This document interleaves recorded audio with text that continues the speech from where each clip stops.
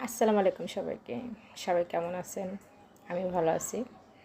আপনাদের সামনে আরেকটা ভয়েস ভিডিও নিয়ে আসলাম। কারণ সেই জিনিসটা আমি বাড়িতে যেয়ে নিজ চোখে দেখলাম। কারণ যাতে আমারও ছেলে মেয়ে আছে, বাট আমি মাদ্রাসায় পড়াই না বিশেষ করে। আর যে স্কুলে পড়াই ওই স্কুলটা বেসরকারি, মাস গেলে অ্যামাউন্টটা দিতে হয় বেশি, কিন্তু লেখাপড়া অনেক ভালো। বাট যেটা হয় সেই স্কুলের মাস্টার আর অনেক ভালো অনেক, কিন্তু তারা স্যালারি কম পায়। বাচ্চাদের থেকে যে টাকাটা পায় সেই টাকা দিয়ে সেই মাস্টারদেরকে স্যালারিটা দেওয়া হয়, কিন্তু লেখাপড়াটা আসলেই অনেক ভালো হয় ওইখানে। দেখলাম আমার ছেলে মেয়ে দুটোটাকে দিয়ে, খুব ভালোই লাগলো।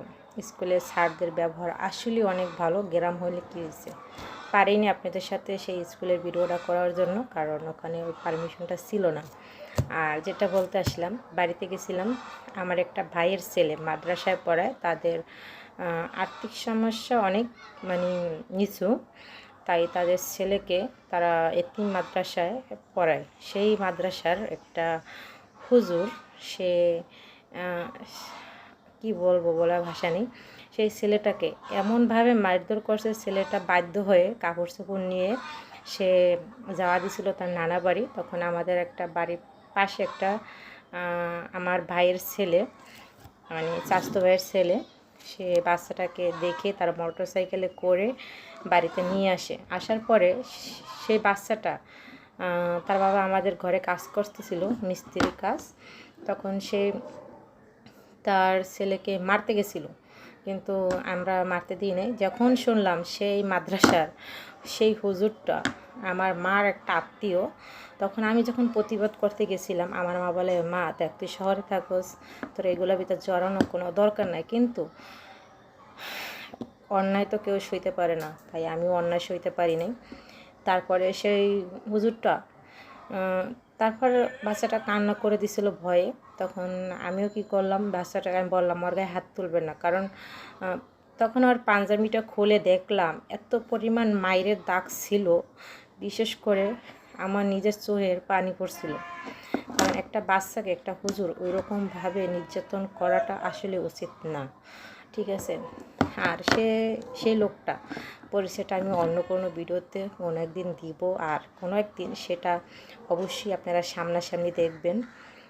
আশায় থাকেন, কারণ আমার ছেলের আকিকা দিলে সেই হুজুরকে আমি, তখন সেই হুজুরটার কথা, যখন হুজুরটাকে ফোন দিল, সেই আমার ভাই ফোন দিল, কারণ চাচাতো ভাই তাদের আসলে কি বলবো, তার বাবাকে পালে, তার ভাই শহরে চাকরি করে চট্টগ্রামে গার্মেন্টসে, কিন্তু তার বাবাকে দেখে না, ঠিক আছে। তার একটা বোন আছে পাগল।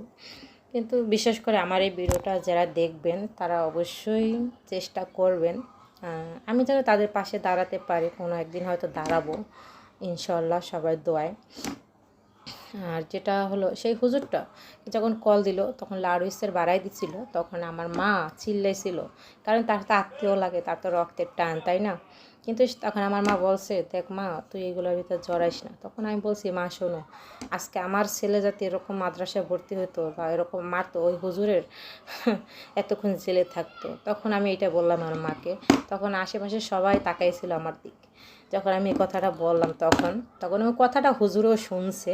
তারপর শুনে তারপরে ওই হুজুরে বারবার ছেলের বাবার মোবাইলে কল দিচ্ছিল, বারবার, যাতে আমি অন্যায় না করি, তাহলে তো আমি বারবার তাকে কল দিব না, তাই না। তখন বারবার কল দিচ্ছিল। আর সেটা আমার, আমি জানি না, চিনি না, কিন্তু আমি ছোটোকাল থেকে শহরে বড় হয়েছি, চট্টগ্রাম। কিন্তু তখন আমার মা বলল যে, দেখ এগুলোতে জড়াই তোর কোনো লাভ নাই, তুই শহরে থাকোস, জামাই খারাপ মনে করতে পারে, ঠিক আছে। আমি বলছি, মা শোনো, জড়াইলে আমি হয়তো আমার মৃত্যু হবে, কিন্তু কি ওই বাচ্চাটার প্রাণটা বেঁচে যাবে। তখন আমার মা বলল, হুজুর আসলে তুই যাবি না। তখন আমি কাজ করতেছিলাম। আমার ভাইয়ের হুজুর আসছে, আইসে আমার ভাইকে কল দিল, স্বাস্থ্য ভাই ওইটাকে, যার ছেলে তাকে। সে আসলে কি বলবো, সে দুর্বল, কারণ তার ছেলে ওইখানে পড়ে, তার জন্য সে অনেক পরিমাণে দুর্বল, তাই সে কিছু বলার তার সাহস ছিল না। আর তারপর আমার মা গেল, মা যে কথা বলতেছিল, কি বলছে সেটা আমি জানি না। বিশেষ করে যখন আমি যাই তখন আমাকে কি বলে জানেন, বলে আমি সালাম দিলাম, সালামের অ্যান্সার দিল। তারপরে বলল যে আমার মা বলল আর ছেলেকেও তোমার মাদ্রাসায় পড়াইতে চাইছিল।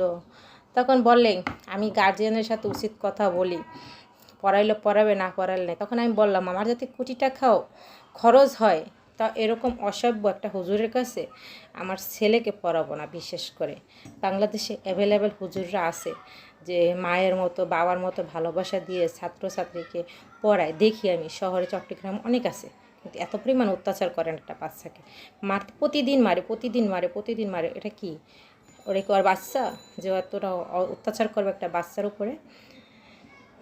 তারপরে আমি যা বলার বললাম, সে ঘাবড়ে, হুজুরটা যখন ঘাবড়ে গেছে, পুলিশের কথা বললাম। তখন অনেক পরিমাণ ঝড় আসছিল, যখন বন্যা হবে এর একদিন আগের কথা এটা। প্রচুর পরিমাণ বৃষ্টি নামছিল তখন।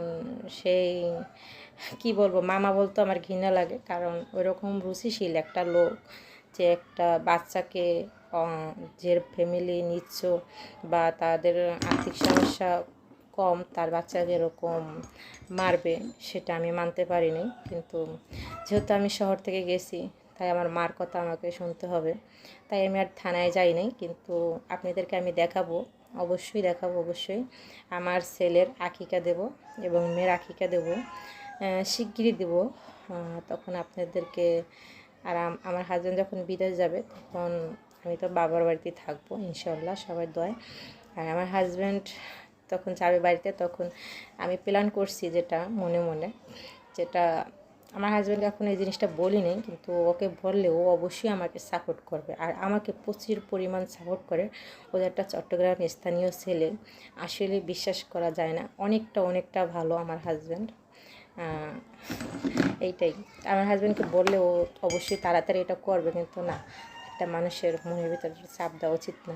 যখন করব আমি প্ল্যান করে এসেছি, আমার মাকেও বলে এসেছি যে আমার ছেলে যখন আকিকা, মেয়ের আকিকা দিব, তখনকারে এদেরকে এই এতিমখানার যতগুলো বাচ্চা আছে সবাইকে আমি নিমন্ত্রণ করব আমার ছেলের আকিকায়। কোনো প্রতিবেশী খাওয়াবো না, শুধু এতিম বাচ্চাদেরকে খাওয়াবো আর ওদেরকে কিছু দেওয়ার চেষ্টা করব।